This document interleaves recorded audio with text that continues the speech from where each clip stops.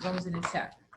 Bom, em primeiro lugar, boa tarde a todos. Eu gostaria de agradecer a presença de todos nesse nosso encontro semanal, né, onde nós possamos aí trocar ideias, trocar conhecimentos, apresentar novas tecnologias.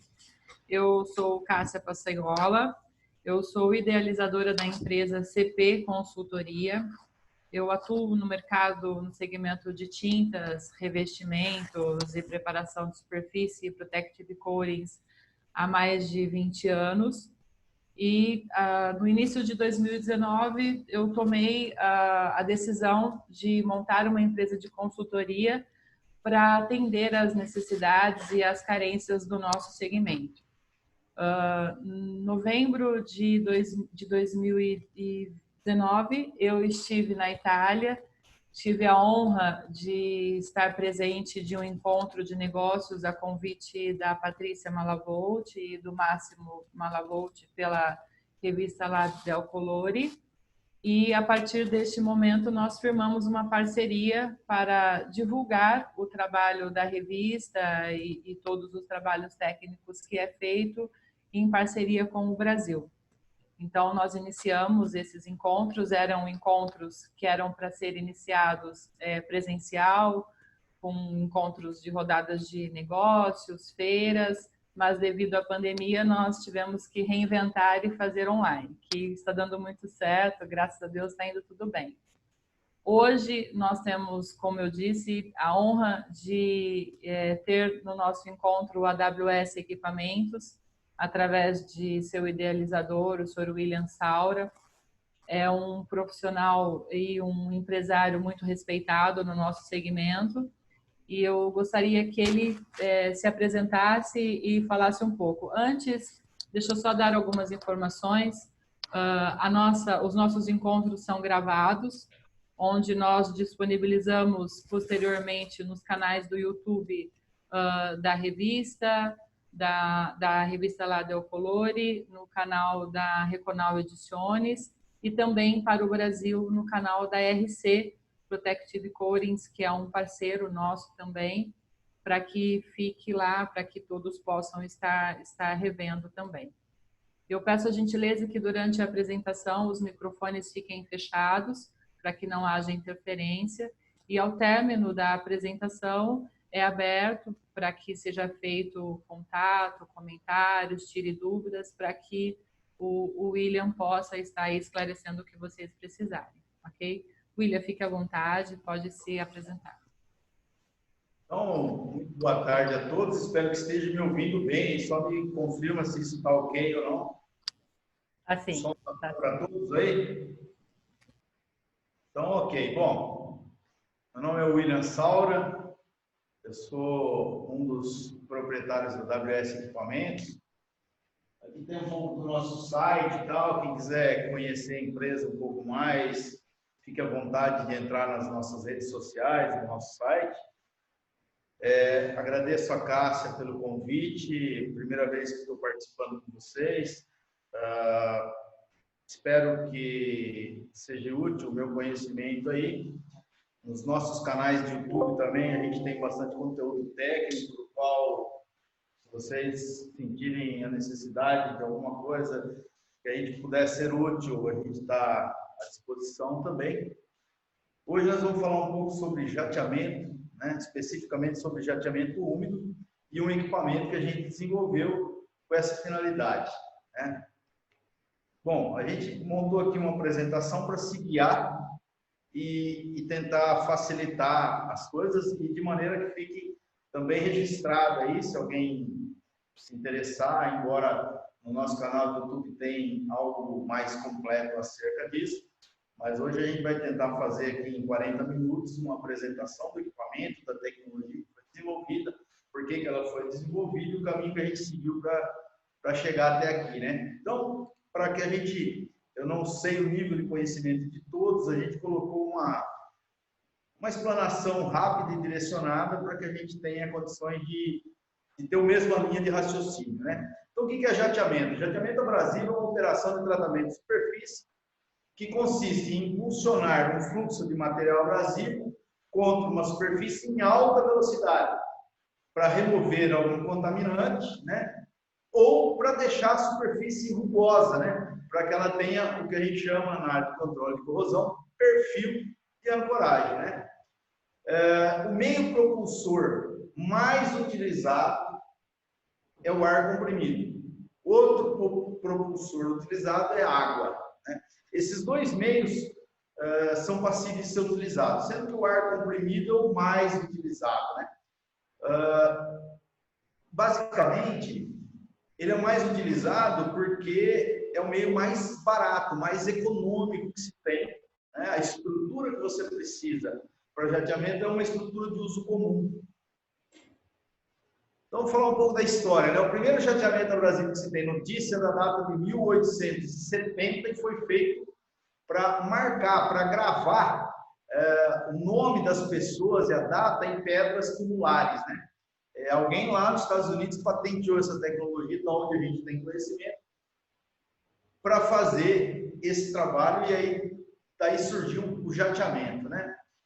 Como método de preparo de superfície para pintura propriamente dito, ele começou a ser usado apenas em 1930, por ocasião da Segunda Guerra Mundial, quando a Marinha Americana concluiu que a pintura do navio possuía uma durabilidade muito maior se as superfícies fossem tratadas através de jateamento abrasivo. Esse foi o grande lance, né? Eles já usavam tintas com rica em zinco e outras coisas, e perceberam que se a descontaminação da superfície, né, a remoção da carepa de laminação, tudo isso fosse feito por jateamento, o metal estando nu, o desempenho das pinturas, das tintas que eles tinham era muito superior, né? Então, a gente pegou aqui um desenho básico, né? O jateamento de ar comprimido necessita de um compressor, né, no qual se liga a um reservatório de abrasivo e a mangueira. Está acoplada diretamente no bico de jateamento. Até tem um bico de jateamento aqui. Normalmente, esse bico de jateamento é constituído de um material duro, à base de tungstênio, né? Eu vou tentar aproximar bem aí. Ele tem um formato cônico aqui e na saída ele faz um outro cone. Esse é o bico Venturi, é o mais utilizado. Existe, além do tungstênio, inúmeros outros materiais duros para se fazer bico. Só que uns por questão de desgaste, outros por custo, bário, infinidade de materiais duros aí, cerâmica e tal, mas um tem problema com impacto, outro com isso, outro com aquilo, e o tungstênio é o material mais utilizado, né? No nosso equipamento, inclusive, a gente utiliza esse bico de tungstênio. Existem vários formatos, Venturi longo, Venturi curto, cada um para alguma especificação. A gente utiliza aqui um Venturi médio 516, para que o equipamento foi desenvolvido, é o melhor resultado que a gente obteve. Slide. Bom, abrasivos que a gente usa, né? Vários tipos de abrasivos podem ser usados, né? Você tem algumas classes de abrasivos diferentes. Abrasivos metálicos e não metálicos. Metálicos, comumente chamados granalha de aço, embora também existe granalha de aço inoxidável, mas continua sendo aço, né? E alguns abrasivos não metálicos, que podem se dividir entre minerais, sintéticos e outros tipos de abrasivo, né? Os minerais são basicamente rochas moídas, né, esmagadas e peneiradas. Aí você tem garne, você tem rochas basálticas, existem outros também que eu não saberia classificar, ou se classificasse teria por nome específico de produto, então, mas basicamente são rochas trituradas e peneiradas. E alguns sintéticos, né? Você tem os óxidos de alumínio, carbeto de silício, escórias, e várias coisas, destacando escória de cobre, de níquel. Aqui no Brasil tem muita escória e é muito utilizado no jateamento, principalmente nas zonas próximas de siderúrgicas que trabalham com esse tipo de material. Um outro material que está sendo muito utilizado é o vidro moído, tá? Alguns estudos já mostram que o vidro é uma tendência, porque ele é um reaproveitamento, então ele é um material que se encontra com facilidade, num custo muito baixo e é reciclável, né? Então é um material que vem crescendo muito. alguns outros abrasivos plásticos, né? E alguns abrasivos com bicarbonato, gelo seco. Existem muitos abrasivos diferentes, cascas de materiais, cascas de nozes, cada um com uma finalidade. O jateamento também se difundiu para muita coisa. Eu vou me ater a falar um pouco aqui de jateamento para a área de controle de corrosão, que é especificamente esse equipamento que a gente desenvolveu, ele é muito específico para a área de controle de corrosão. Nós não desenvolvemos ele pensando em conservação patrimonial de peças oxidadas do tipo de cobre, campanas de igreja, restauração em pedra. Não foi assim que a gente desenvolveu. A gente desenvolveu pensando exclusivamente em controle de corrosão. Ele é um excelente equipamento para a área de controle de corrosão. Ele não é desenvolvido pensando em outras áreas. Para isso existem inúmeros outros fabricantes que têm todas essas possibilidades. O foco nosso é a controle de corrosão, tá? Um slide, por favor.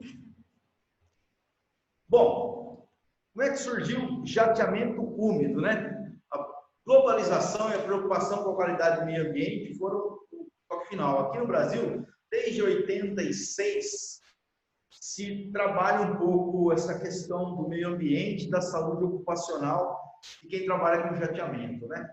Em 90, se não me engano, surgiu uma norma proibindo a areia. A nossa areia aqui, do Brasil, especificamente, ela é muito rica em sílica. E na fragmentação da areia, nós temos sílica livre, diferente de sílica amorfa dos vidros e tal, nós temos sílica livre. Tem um nome mais detalhado disso e eu não saberia dizer, mas o principal problema da sílica é a silicose. Ela se aloja dentro do pulmão e ela acaba empedrando o pulmão da pessoa. Então é uma doença causada pelo uso da areia. A areia foi banida. Antes dela ser banida, ainda foi tentado várias artimanhas aí de jateamento úmido, né? Principalmente para minimizar isso daí, né? Minimizar os efeitos nocivos da poluição, né? Então, para diminuir a poeira e como uma alternativa econômica ao hidrojateamento de ultra alta pressão, o jateamento úmido foi sendo desenvolvido, né? O que é o jateamento úmido? Nada mais é do que a adição de água no processo de jateamento abrasivo. Eu falei um pouco da areia, falei um pouco dos abrasivos e tal.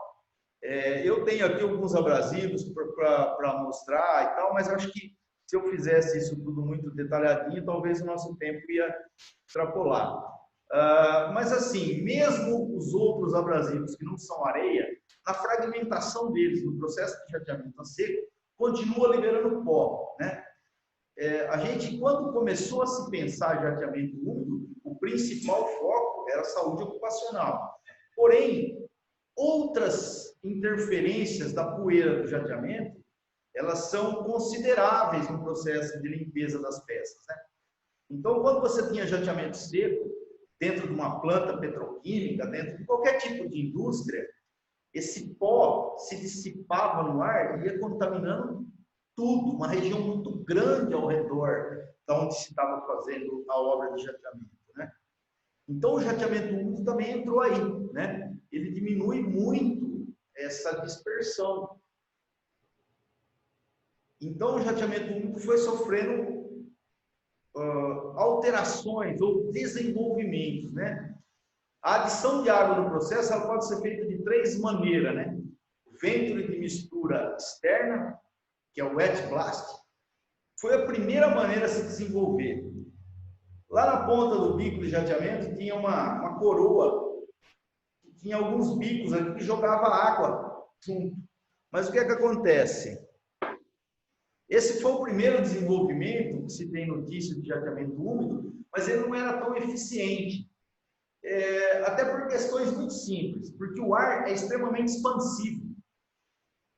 Quando eu tinha o jateamento seco, o ar batia na peça totalmente seco, e o abrasivo seco, ele fragmentava e saía pó. Quando se esguichava água nesse bico, nesses modelos de bico de mistura externa, não se conseguia molhar o suficiente, mesmo que o volume de água fosse bem grande, a ponto de não fragmentar. Porque na expansão do ar, uma boa parte desse pó saía seco e continuava a fazer sujeira e tudo mais, né? Aí se desenvolveu outras tecnologias, que é o Slurry Blast. O que é o Slurry Blast? É um jateamento onde o abrasivo está molhado, né? A tradução da palavra em inglês slurry é lama, né? É basicamente isso. Você coloca a água junto com o abrasivo, mais ou menos isso. Eu vou explicar um pouco mais detalhado nos slides que eu tenho aí. E aí a gente tem uma outra tecnologia que é o Vapor Blast, tá? Que é o vapor de água no ar comprimido, mas o abrasivo está seco. Eu modulei 3 slides aí para detalhar um pouco melhor, né? Como no processo convencional de jateamento, o abrasivo seco é conduzido até o bico por ar comprimido, que também está seco. E o bico de jateamento, onde os jatos d'água são introduzidos. Esses equipamentos não se mostram eficientes quanto ao consumo de água e ao controle de poeira. Um pouco eu acabei adiantando o assunto, né? Mas aí na imagem dá bem para ver. Eu tenho um abrasivo seco no reservatório, eu tenho a linha de ar, onde passa o ar comprimido, e obviamente, por gravidade, o abrasivo seco cai nessa linha. Lá no bico é introduzido água. Alguns interno, outros externo do bico, mas sempre lá na ponta. Então essa mistura nunca é perfeita, você não consegue uma grande eficiência desse sistema, embora ele seja extremamente simples e barato, mas ele não consegue a eficiência necessária para o processo. Aí, um detalhamento do Slurry Blast, né? Nesse processo, a água e o abrasivo são colocados no mesmo reservatório, sendo que alguns fabricantes completam e mantêm a pressão do reservatório com água e outros com ar. Nesses equipamentos, em geral, tem grande eficiência quanto ao uso da água e ao consumo de abrasivos. Mas, por outro lado, é pouco prático na questão operacional, é muito restritivo quanto aos tipos de abrasivo. Então, aí na imagem dá bem para a gente ver, né? Você tem o abrasivo e a água entrando no mesmo reservatório. Embora o desenho aí não seja tão claro, mas é isso. A água e o abrasivo caem juntos na linha de ar ou entram juntos na linha de ar, tá certo? Ele é muito eficiente quanto ao consumo de água quanto ao consumo de abrasivo.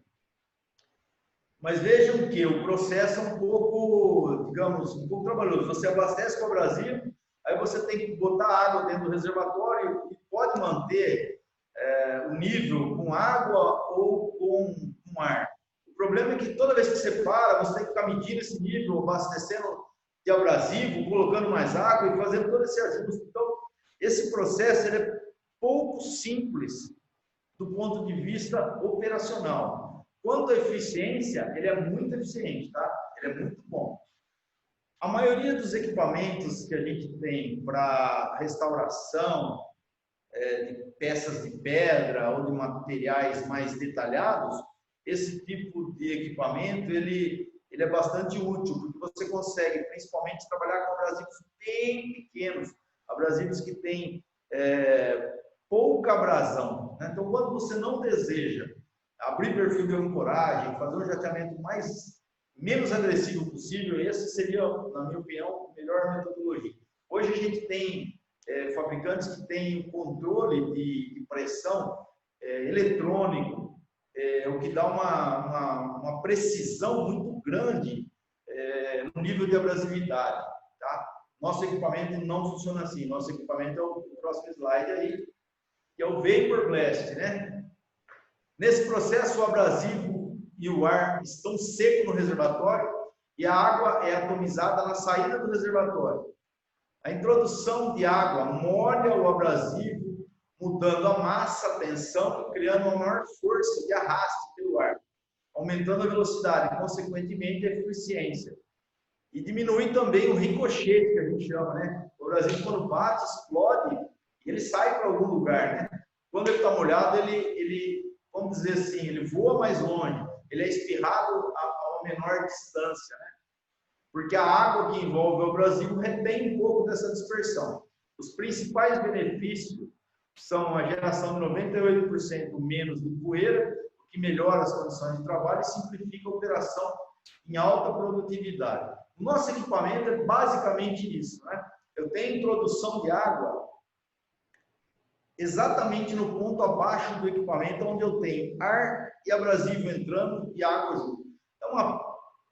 Então, o principal desenvolvimento, a principal tecnologia do equipamento que a gente patenteou é essa peça, tá? Deixa eu chegar bem próximo aqui. Essa é a principal tecnologia do nosso equipamento. Aqui eu utilizo um bico para atomizar a água. Não é simplesmente colocar água, né? Essa água é atomizada, ela é quebrada em pequenas gotículas numa pressão bem maior que a do ar, certo? É ela que faz a eficiência ser permanente, porque eu não introduzo simplesmente água com um esguicho. Eu tenho um bico, que é o mesmo bico de pintura que eu utilizo, tá? Para ser fácil, porque aí eu consigo colocar vazões diferentes de água de acordo com o tipo de abrasivo que eu estou utilizando. Aqui no Brasil, a gente tem utilizado bastante rochas basálticas. Essas rochas, elas geram muito pó, então eu preciso de uma vazão de água um pouco maior.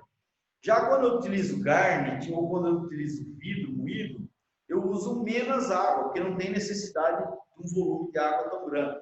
Então, isso é muito simples de fazer, é só trocar o bico, né?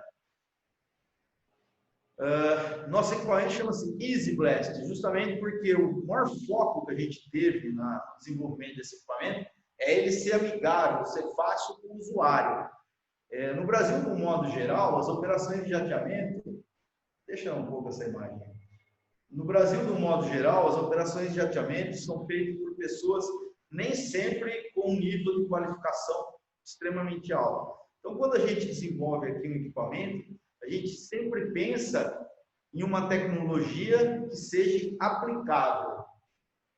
Muitas tecnologias são muito boas, mas dependem de um nível de qualificação de mão de obra muito alto. E a gente sabe que, de um modo geral, esse tipo de serviço, esse tipo de operação, não digo só no Brasil, acho que em todo mundo, ele é feito muitas vezes por pessoas que não foram tão preparadas e simplesmente pessoas que estejam disponíveis para executar naquele momento. Então, são operações que, se a tecnologia aplicada for de fácil assimilação, ela consegue se reproduzir numa boa eficiência. Se ela for de uma assimilação muito detalhada e um pouco mais complicada, é difícil você ter mão de obra para executar com o nível de qualidade desejado esse tipo de operação, né? Essa imagem mostra um pouquinho do abrasivo indo em direção à peça. Ele é envolvido pela umidade do ar e pela água que é espreada e atomizada na linha, né? Cria-se uma pele em volta do abrasivo de água, de umidade. A água dos fluidos é a que tem a maior tensão superficial. Então, ela aumenta a área do abrasivo, aumenta a tensão de arraste no abrasivo. Dessa forma, o ar comprimido é muito mais efetivo no abrasivo. Quando ele bate na peça, quando ele explode contra a peça, essa membrana de água que envolve o abrasivo é que retém um pouco dessa dispersão pelo impacto, ou seja, pela explosão, ou pelo rompimento do abrasivo, ela é retida ali. Por isso que ele é extremamente eficiente do ponto de vista de velocidade de operação, de pouca disseminação, pouca dispersão de abrasivo no ambiente, né? E também com relação à quantidade de abrasivo utilizado por metro quadrado. Ele é muito eficiente. Muda o slide, isso. Basicamente é o seguinte: eficiência de jateamento seja em processo seco ou úmido, a velocidade de limpeza ou nível de deformação da superfície, que seria o perfil de rugosidade, é sempre resultante de uma equação matemática não muito simples, deve ser levado em conta a pressão da linha de ar, o tamanho do orifício, a massa e a dureza e a forma do abrasivo, o nível de contaminação da superfície e o nível de dureza do aço. Então, é muito comum as pessoas fazerem a seguinte pergunta para mim: olha, quantos metros quadrados de jateamento eu consigo fazer com o seu equipamento? E ela é uma pergunta difícil de responder, porque ele só me faz a pergunta, mas não me dá essas informações, né? Quando a gente desenvolveu esse equipamento, a ideia era se ter um equipamento extremamente simples de trabalhar. Então, o conceito dele é o mesmo conceito que um equipamento de jateamento seco. A única diferença que tem é que eu consigo atomizar a água no processo. Então, eu posso usar ele como jato seco também. O nível de velocidade de operação, o que a gente chama de eficiência de jateamento, ele vai depender de todas essas informações. Ele tem pouca mudança a nível de resultado, se é seco, se é úmido, tá? Mas, imaginando a 7 kg de pressão, usando o bico padrão dele, 5,16, usando abrasivos crit, né, que não são redondos, que são angulares, seja carne, seja vidro, a produtividade dele é aproximadamente 10 metros quadrados por hora. Aonde que a gente testou isso? Nós pegamos chapa A36, que é um aço mais utilizado basicamente pela indústria de petróleo e gás, que é um aço de dureza média, ele é um aço ductível, né? Ele não chega a ser um aço muito duro, né? Ele é uma dureza média, também não é tão mole, tá certo? Com padrão de corrosão A2, tá certo? Ou seja, chapa nova, com carepa de laminação um pouco oxidada, e nós fizemos o teste nisso. Óbvio, se tiver uma capa de epóxi de 500 microns, vai demorar um pouco mais. Se tiver uma tinta bem fina, com uma capa de 100 microns, e a superfície embaixo tiver jateamento prévio, vai ser mais rápido. Mas então é um tempo médio.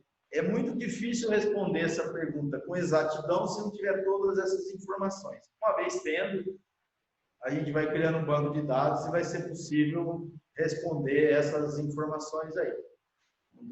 Bom, agora eu falei um pouco da tecnologia, falei um pouco de jateamento, e a ideia é mostrar um pouco do equipamento.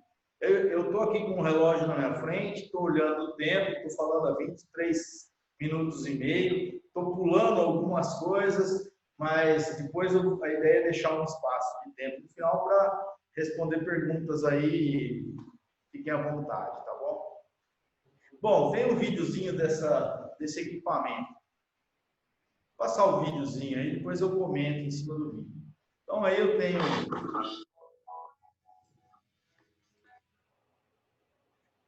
Bom, acho que eu posso falando, né, durante o vídeo. Eu tenho basicamente o reservatório de 200 kg de abrasivo, né?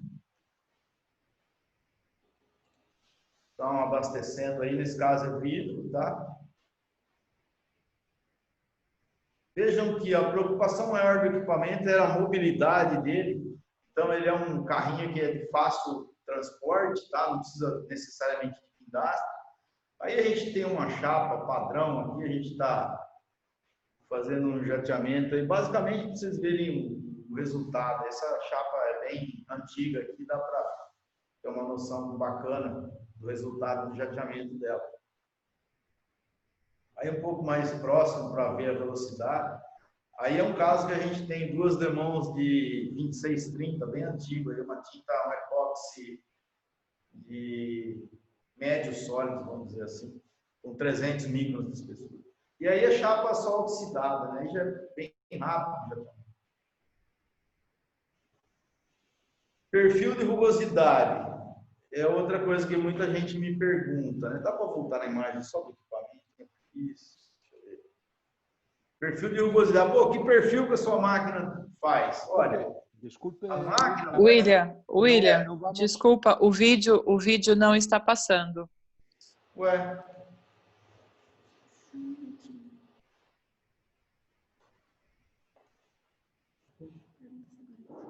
Verifica agora.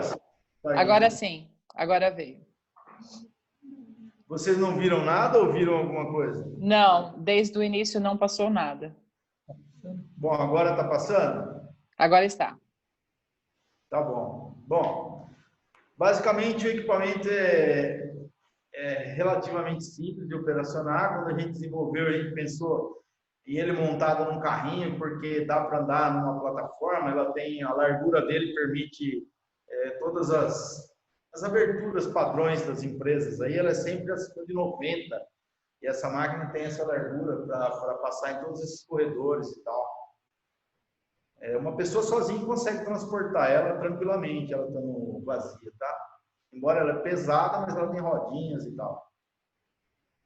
Eu não sei se vocês ouviram um comentário, mas eu estava falando que aí é uma chapa padrão que a gente tem aqui. Aí eu estou jateando um epóxi e tal.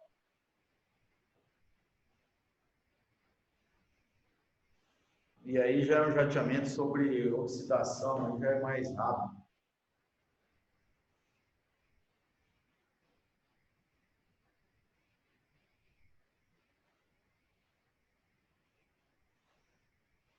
Ok. Vocês conseguiram ver o vídeo aí? Sim, William, passou o vídeo completo. Ah, tá legal. Então eu vou falar mais um pouco do equipamento aqui para ser breve. Só preciso de uma imagem dele aí para mostrar alguns detalhes dele aí.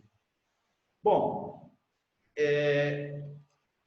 dentro desse painel é onde eu tenho toda a parte de válvula dele, que faz o comando e a bomba da água, tá?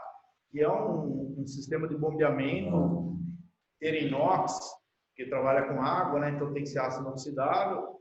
Eu utilizo nesse equipamento tudo válvulas da Gemu, que é um fabricante alemão que não tem nada melhor que eles, basicamente. Eles são muito bons nisso. A operação do equipamento, basicamente, eu tenho ali duas alavancas na lateral. O que não é feito no piloto, ou seja, que não é feito lá na ponta da mangueira, é feito nessas duas válvulas que eu tenho lateral, no meio dessas duas bolas azuis aí, que acho que dá para ver na imagem. Eu tenho uma posição de jateamento, uma posição de jateamento seco, uma posição de jateamento úmido e uma posição para fazer lavagem, né? Esse equipamento também lava a superfície jogando só ar e água, justamente para você tirar os abrasivos que ficam na superfície quando você quer limpar depois de ter feito uma operação de jateamento. Ele opera com 7 bar de pressão, 100 PSI, tem todas as certificações de segurança do trabalho, os vasos de pressão, válvula, tudo certificado. Bom, e agora eu estou livre aí para perguntas que vocês têm.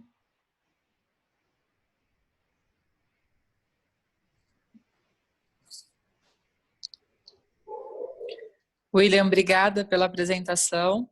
Nós agora iniciamos a parte de perguntas. Patrícia, Máximo, vocês gostariam de fazer algum comentário primeiro?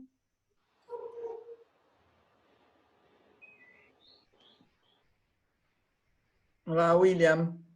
Olá. Você dá um conselho para a utilização da sua equipamento? Quais são as condições para a utilização no concreto, na realidade?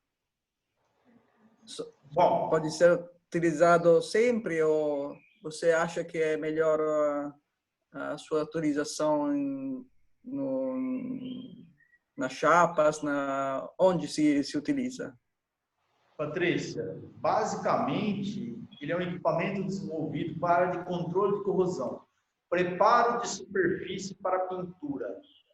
Sempre que você for preparar uma superfície para fazer pintura ou para fazer algum revestimento, pode ser chapa de metal, de concreto, de tudo. Qualquer superfície que for receber um recobrimento, seja com epóxi, com poliuretano, intumescente, qualquer recobrimento à base de resinas poliméricas, você precisa necessariamente de perfil de rugosidade e limpeza. Nessas condições, meu equipamento é excepcional. Aonde que eu não indico meu equipamento? Para fazer... Desculpe. Para fazer limpezas delicadas em peças onde você não queira remover nada da superfície, onde você só queira limpar. Nessas condições, o meu equipamento não é bom. Meu equipamento é bom para fazer preparo de superfície para pinturas ou para revestimentos. Aí ele é excepcional. Fui claro? Ok. Obrigado.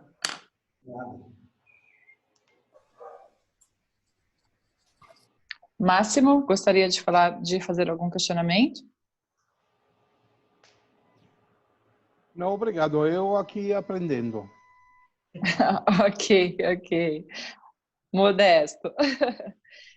Fique à vontade aos participantes que queiram fazer alguma pergunta para o William, é só abrir o microfone. Boa tarde a todos. Eu sou Thaís Sampaio, sou inspetora de pintura nível 1 aqui em Macaé. Inclusive, William, gostaria de agradecer o curso de RLS que você fez, né, para pintura civil, gostei muito. No mesmo dia eu assisti todos os vídeos, muito legais. Muito bom, muito legal mesmo. Você não fez a minha pergunta. Como? Não escutei. Antes do Pintura Civil, eu fiz um só para o pessoal de pintura industrial. Você não viu esse? Poxa, eu não vi. Na realidade, eu peguei o informativo do curso de RLS no grupo de inspetores de pintura que eu participo no WhatsApp. E aí os meninos colocaram que haveria o curso da AWS e eu estou sempre ligada, que aí todo o curso que vocês estão dando eu estou assistindo. Gostei muito, viu? Também dou aula aqui em pintura industrial. E é bem legal a sua didática. Tá bom, obrigado. A minha pergunta com relação, porque o áudio ficou vindo entrecortado para mim, eu não escutei. Com relação à altura do perfil de rugosidade, nós chegaremos entre 50 e 100? É possível chegar? Eu sei que isso depende muito do tipo de abrasivo e com tudo aquilo que você mostrou, aquelas premissas. E também gostaria de saber com relação ao flash rust. Existe o flash rust? Não existe? Porque eu já vi uma máquina ecológica também, não foi sua, numa época em que não existia flash rust e era jato úmido. Eu fiquei muito impressionada com isso, porque a chapa foi colocada no sol. Primeiro, ele, né, na sombra não criou flash rust. Eu fiquei alucinada quando eu vi aquilo, porque eu não consegui entender. Porque onde há água, há flash rust, né? No tratamento de superfície. Tá bom. Ó, o Fragata está nos vendo também aqui, ele sabe do assunto mais que eu. Sua pergunta é muito pertinente, Thaís. Na verdade, assim, vamos responder por partes, tá bom? Olha só, imagine que eu vou pegar aqui um abrasivo, ver se dá para mostrar. Tá legal. Isso aqui é um garnet. Ok? Esse último é vidro. Nós temos dois materiais que têm durezas diferentes, né, e massa diferente. Se os dois forem usados para o jateamento na mesma pressão, nós vamos ter resultado de perfil diferente, ok? A tua pergunta é quanto de perfil eu consigo? Eu já fiz perfil de 125 microns, utilizando vidro só. E utilizando garnet é possível até 100, tá?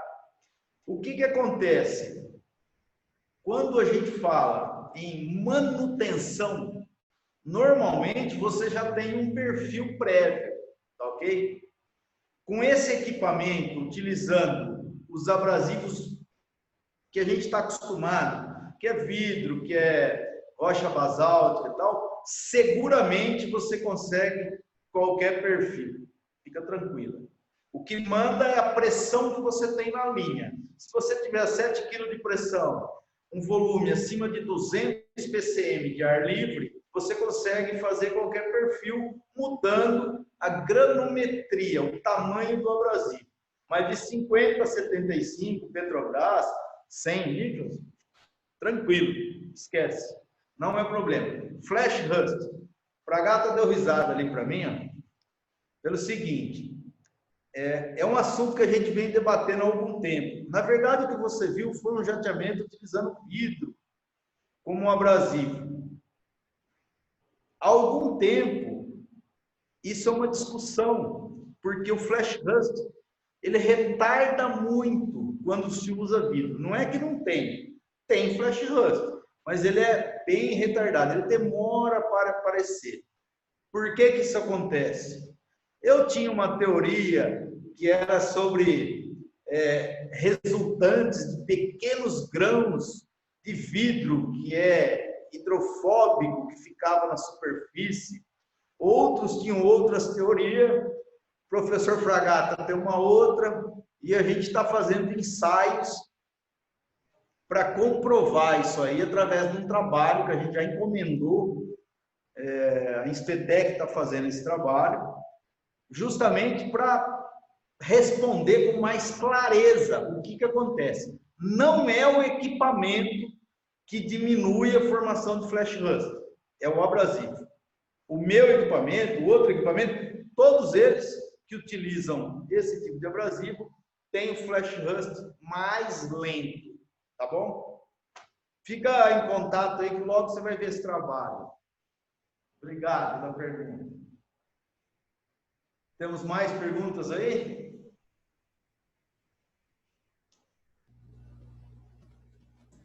William? Olá. Tá escutando? Perfeitamente, Fragata. Então, como a gente falou da questão do flash rust aí, tem nada a ver com equipamento. Isso já está aprovado por A mais B, né? Isso tá, a relação está no abrasivo. Esse realmente é o tipo. Se você pegar a outra máquina e botar um abrasivo convencional que não seja vidro, vai dar flash rust. Já acabou, está morto. Porque às vezes, sabe o que é? Existem coisas que envolvem questões comerciais que a gente às vezes não pode tocar no assunto. Mas eu, por exemplo, já tenho claro, nítido na minha cabeça, por que o flash rush ele é retardado. Isso na minha cabeça já está. Infelizmente, eu não posso falar porque isso envolve questões aí comerciais, eu não quero, né? Mas a minha teoria, eu já testei, né? Eu já te falei até que eu já testei, já sei por que acontece, né? Mas não é do equipamento, é do abrasivo. Tá certo? Bom, mas vamos fazer um trabalho, vamos... Não, faz.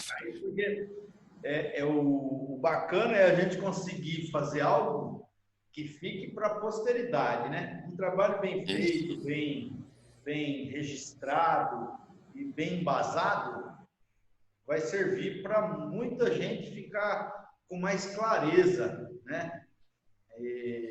Mas eu concordo em número de gênero sempre contigo. Posteridade, você está falando de 5 anos, né? Porque não fala posteridade, parece que é pôr do século, né, meu? Eu já estou quase no final. Eu já tô quase no final da posteridade. Legal. William, só para chamar a atenção um negócio, é o seguinte, olha, sabe que a Petrobras, a próxima norma N9, ela já vai sair com jato abrasivo úmido contemplado na norma N9. E é importante que os profissionais, eles passem agora a saber lidar com a questão do flash rust, como é que avalia o flash rust, porque tem várias técnicas para avaliar. Então é bom que nossos profissionais também passem agora a ler um pouco mais as normas que já existem da SSPC, né, junto com a ANES, que eles passem a ler essas normas para não ter inconvenientes no momento da execução do processo. Né? Então, seria bom que nossos profissionais já começassem a ler as normas, principalmente da SSPC NES, que aborda muito bem a questão do jato abrasivo úmido, que é para não diminuir o número de atritos, né, vamos dizer assim, na hora de executar esse serviço. Né? Sem sombra de dúvida, Fragata. Isso é uma coisa que não tem mais volta. Não, já está. Na próxima norma N9, a norma N9 já está contemplando isso.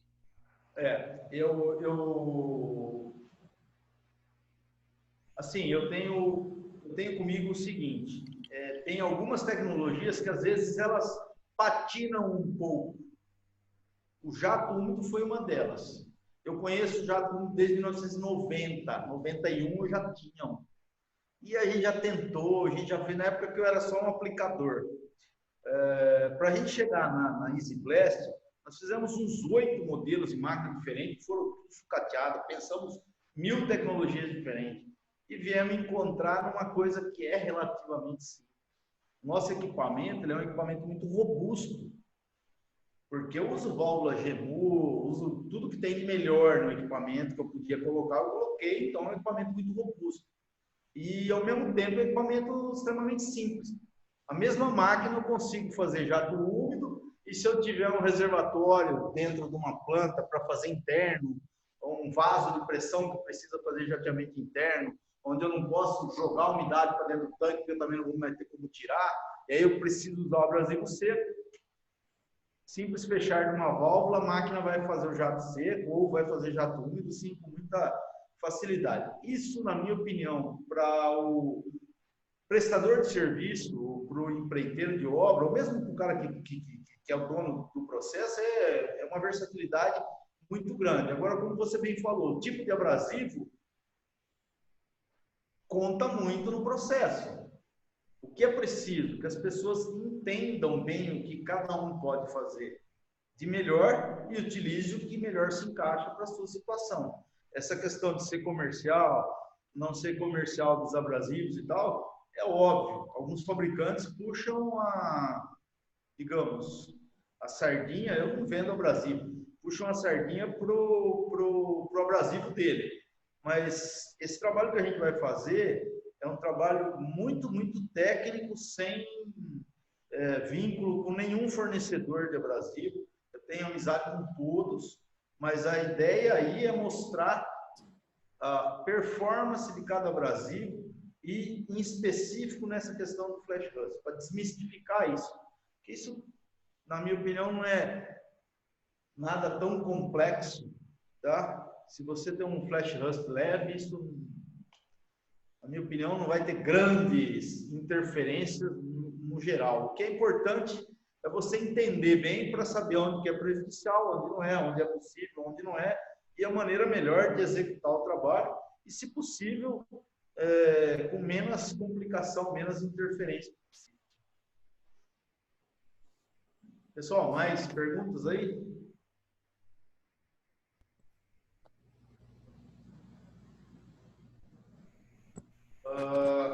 Cássia, quer que eu coloque mais alguma coisa a respeito? Onde eu posso ser útil aí? Não sei, alguém gostaria de fazer mais alguma pergunta para o William? É só abrir o microfone, quiser fazer algum comentário. Eu quero agradecer ao professor Fragata por estar participando desse nosso encontro. Muito obrigada pela sua presença e muito obrigada pela colaboração aí também, né, em tudo que foi colocado também.